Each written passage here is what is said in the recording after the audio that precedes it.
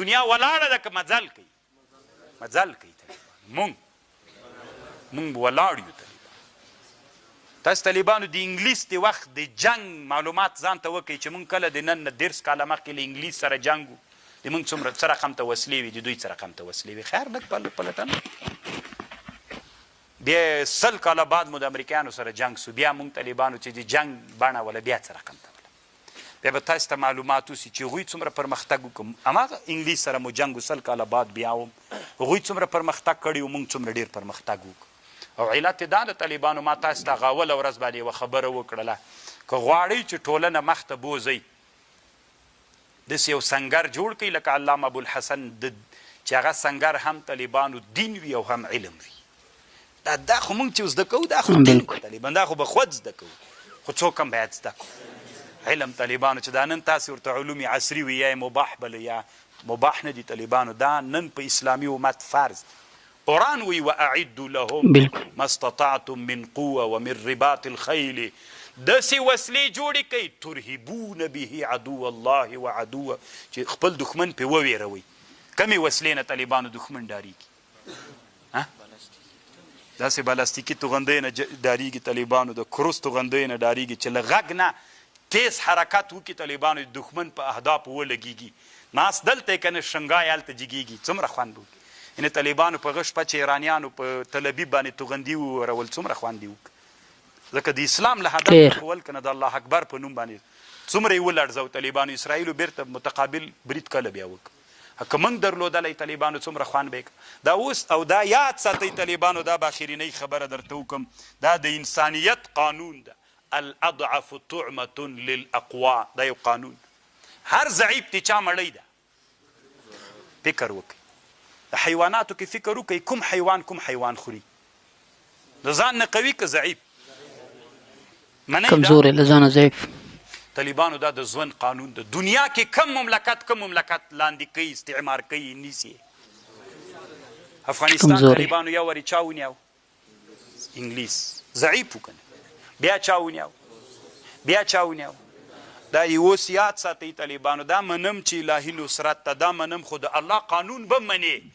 ما من مولود الا یولد على الفطره هر مولود الله په فطرت پیدا کوي فابواه یهودانی و یمجسانی کما تنتج البهیمة بهیمة جدعا هل تحسون فیه من جدعا الله فطرت و عادت تا ده چې مور نه بچی زیږوي دلته چې څومره ډېر ناست طالبانو د الله عادت تا ده 2 مو سترګې دي 2 مو غوږونه دي 2 مو سونډې دي 2 مو لاسونه دي 10 مو ګوتې دي د لاسونو الله تغییر راولي دا د الله عادت ده خو د الله عادت دا هم د طالبانو هره زمانه کې ضعیف دي چا مړی ده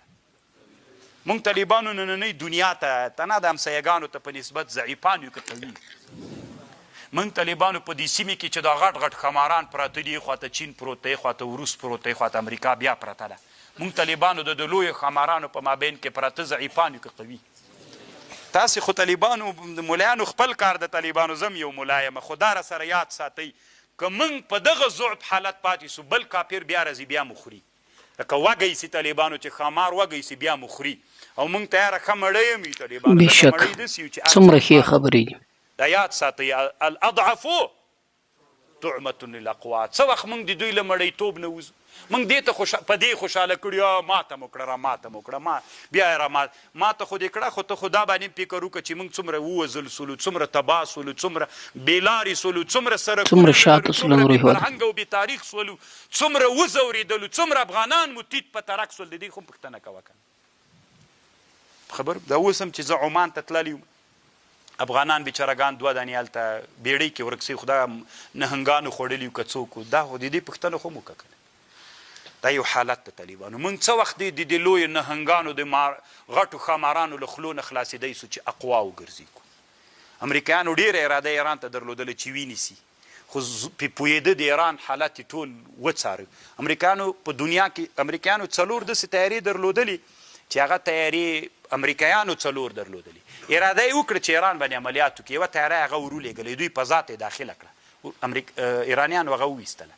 امریکایانو ته پته چې دا مړی دي موږ په ستوني کې نیښلي جنګ یې پرې ونه کړ ځان ته یې معلومات وکړو چې اقوا ده راځئ طالبانو نن موږ هم اقوا سو او اقوا کېدل په څه شي کېږي دا ومنئ لکه دوی په څه شي اقوا سوي د ټوله دنیا نن چې امریکا د اروپا د لندن د فلان د په څه شي اقوا دي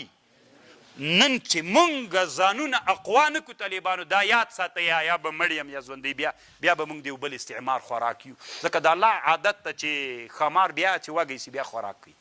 سی به بیا هم د مونږ ځورېږو له علم نه ښه فرصت مونږ ته پیدا د علم باندې ځان اقوا وګرځوئ چې بیا د کافرو له چا نه خلاص د مړیتوب نه وځو نو دا طالبانو دغه د قرآن دلته اوس یوه مسله دا د اخرینۍ مسله دوستانو دا و شیخ حماسي صاحب یقیني دومره په زړه پورې خبرې یې وکړلې چې که په انسان کې سوچ او فکر او عقل خاوند وي یو انسان یا مثلا د یو هیواد واکداران په دغه خبرو باندې عمل وکړي له دغو څخه استفاده وکړي ګټه وکړي پر دې لاره طریقه باندې ولاړ سي انشاءالله یو هیواد به هم بیا د کفارو یا یو هیواد به د نورو طاقتورو د جنگ مرکز نه وګرځېږي ټول اسلامي هیوادونه ګوري دا خبره ځان ته د پاکستان د افغانستان د ایران د پلان د بخښنه بین کې اختلافات لري هغه بیلګه مسله ده ټول اسلامي هیوادونه که پر دغه ځای باندې زیاته توجه وکړي لکه ایران سي نن و هغه ځای ته ځان رسولی مثلا د نورو هیوادونو دفاع کولی سي تاسو خپله سوچ او فکر وکړئ چې یو کس یو هیواد له امریکې سره مثلا ځګر وهي د امریکې سره جګړې ته تیار یا د اسرائیل سره جګړې ته تیار د هغه جټه د هغه تیارې راغورځوي دا یو کمزوری هیواد نه ده دا په څه شي رسېدلی دا مثلا د تعلیم له لارې یا د هغه مثلا د پوځي وسایلو باندې ډیر کوشش کړی هغه څه یې جوړ کړي چې نن ورته ایران مثلا نن امریکا هم د ده په مقابل کې یا اسرائیل هم د ده په مقابل کې مثلا کمزوری پاتې کیږي د شیخ صاحب حماسي صاحب په وینا باندې یقیني امریکا خپله هغه تیاره مثلا واستوله ایران ته څار یې وکړي چې مثلا په ایران کې یا دغه کوشش کوي حمله وکړي خو تر وار له مخکې ایران مثلا دا استعداد درلودی د ایران حکومت هغه تیاره راوغورځوله هغه چې کله وغورځېده مثلا امریکا ته دا معلومه شوه چې د دې سره جګړه کول ناممکن ده یعنې له دې سره که زه جګړه کوم که څومره نقصان دته پې کېږي تر هغه زیات و ماته هم شته نو ځکه پر شا سو خپله مثلا له هغه بعد یو اعلامیه هم خپره کړله ویې ویل تاسو به لیدلي فرینس کانفرنس کې چې په دغه جګړه کې موږ د اسرائیل ملګري نه یو بلکې ثالثي کردار لکه څنګه سیمې دي هندوستان او د پاکستان په مابینځ کې ادا کړو داسې د اسرائیل او د ایران په مابینځ کې هم ادا کولی سو خو ایران د هغه جواب ورکوي یعنې ایران ورته وویل چې جګړه تا کړې اسرائیل ختم کړې تا شروع کړې تا تر شا د امریکا ختمولې د ما په لاس ده چې څه وخت مې مرضي سي په هغه ورځ یې ختمولی سم تاسو وکتل چې نن سهار هم تېره شپه هم دا 4 ورځې کېږي مسلسل ایران ورباندې بلیسټیک میزایلونه 100 یا 200 یا 400 ورغورځوي او په فلسطین کې زیات نقصان رامنځته کوي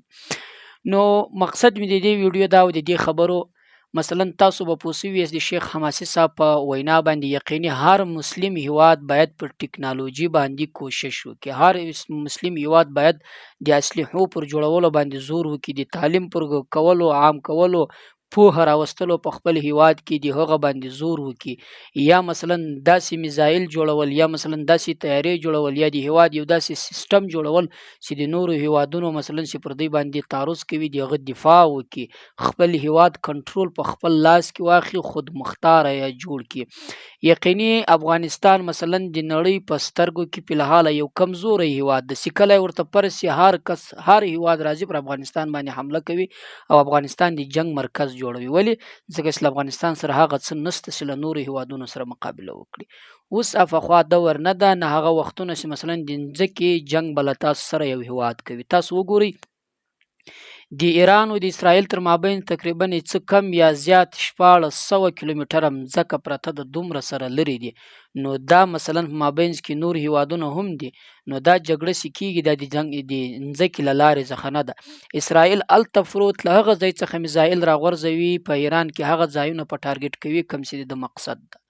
او ایران دلته مثلا 1400 کیلومتره لري له دغه ځای څخه میزایل یا څو ورغورځوي یا طیارې یا ډرون ورلیږي مثلا په اسرائیل کې دننه ایران یو لیږي په اسرائیل کې دننه هغه ځایونه په هغه مراکز په نښه کوي کوم چې د مقصد کوم چې د ټارګټ وو. نو دا هم مثلا د تعلیم له لارې کیږي، دا د پوهه له لارې کیږي چې کله ته تعلیم وکړي، کله زده کړه وکړي، کله پوهه وکړي او په دغه کار باندې کوشش وکړي او مهنت وکړي او جوړ یې کړي، بیا ته د نورو هیوادونو دفاع کولای شي چې کله هغه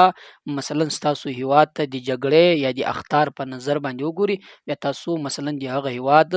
دفاع کولای شي هغه که هر څومره لري وي. نو دوستانو د دې شیخ حماسي صاحب د وینا په هکله د دې ویډیو په هکله که تاسو کوم نظر لري په کمنټ کې موږ سره شریک کړئ.